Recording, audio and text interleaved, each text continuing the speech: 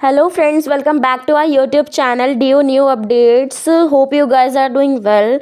Today we are talking about the VSc Value Addition course subject of Delhi University. Political Science का आपका subject है Constitutional Values and Fundamental Duties.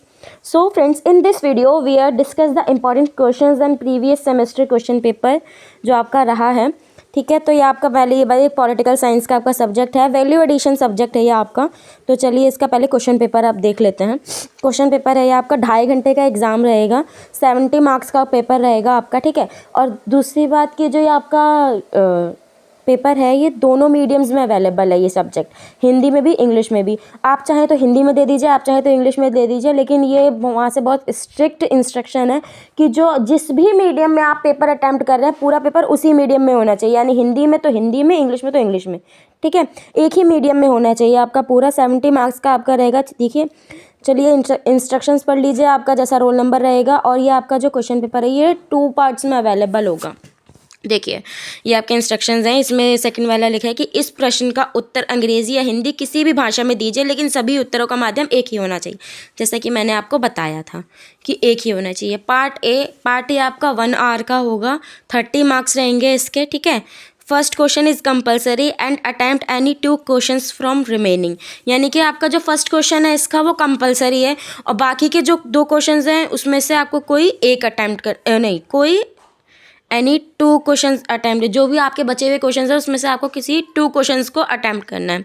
ठीक है, part of the question to be attempted together, each question carries 10 marks. ठीक है, ये आपके instructions हैं, हिंदी में भी ये हैं, आप देख लीजिएगा, पढ़ लीजिएगा. फर्स्ट क्वेश्चन आपका ये है कि इसमें से किसी 2 को वो करना है, आपको डिफाइन करना, छोटी टिप्पणी देनी है उन पर.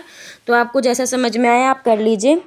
उसके बाद आपका देख लेते हैं, ये पार्ट 1 था, अभी पार्ट 1 हाँ आगे भी होगा, इसमें देख लेते हैं.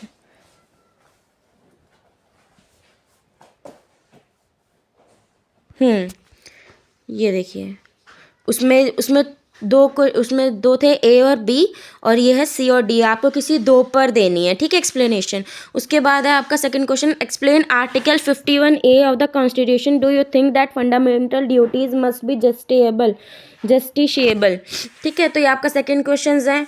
इसमें से आपको जैसे भी समझ में आए एनी 2 आपको अटैम्प्ट करने हैं. यानी कि आपका फर्स्ट क्वेश्चन तो है जो कंपलसरी है, उसके बाद आपको 4 क्वेश्चन दे रखे हैं, 3 क्वेश्चन और दे रखे हैं पार्ट 1 में, तो इसमें से आपको किसी 2 को करना है. ठीक है, आपका थर्ड क्वेश्चन है, discuss the salient features of preamble and highlight their importance. उसके बाद प्रस्तावना की मुख्य विशेषताओं पर चर्चा कीजिए और उनके महत्व. मतलब जैसे कि आपको जो क्वेश्चन समझ में आए, बहुत ईजी पेपर आता है, जैसा आपको सही लगे आप कर सकते हैं. Do you think that equality and liberty are essential for justice. हाँ होती ही है. ठीक है, तो आपको जैसा समझ में आए पढ़ के जाइए. जितना अगर आपके पास जो आपका जो सिलेबस आता है ना, वहाँ से सपोर्ट मटेरियल सफिशिएंट है वो आपके लिए, वो पढ़ के जाइए, अच्छा जाएगा.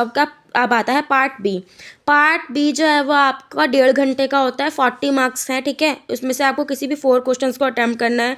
Part of the question to be attempted together. ठीक है, यानी कि मान लीजिए आपका एक क्वेश्चन के 4 पार्ट्स हैं, तो अगर आपको चारों पार्ट्स करने तो आप चारों पार्ट्स एक साथ ही करेंगे. ऐसा नहीं करेंगे कि पार्ट 1 का ए आपने यहाँ कर दिया, क्वेश्चन नंबर 1 का ए पार्ट यहाँ पे कर दिया और उसका बी पार्ट कहीं और कर दिया, तो ये आपका फिर प्रॉब्लम हो जाती है. ठीक है, तो अब आगे देख लेते हैं, ये रहा. ठीक है, अब ये पार्ट बी है आपके. वैसे ही आपके इंस्ट्रक्शंस पढ़ लीजिए जैसे जैसे हर मार्क्स है.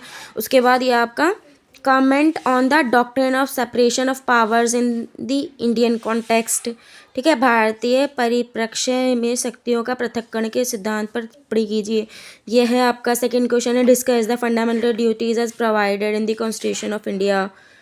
ठीक है, ये क्वेश्चंस आपके रहेंगे. आपको इसमें से कोई भी कितने अटैम्प्ट करने थे, कोई 4 क्वेश्चंस अटैम्प्ट करने हैं. ठीक है, sorry, what do you understand by the term equality before law? What does the word socialist in preamble mean? Comment होता है. मतलब जैसा कि आप जो भी पढ़ के जाएंगे ना, इतना जितना आप पढ़ के जाते हैं, आप सपोर्ट मटेरियल पूरा पढ़ के जाइए, सफिशिएंट है आपके लिए. और इसका 6th क्वेश्चन भी और आपको 4 अटैम्प्ट्स करने, ये आपका 6th क्वेश्चन है.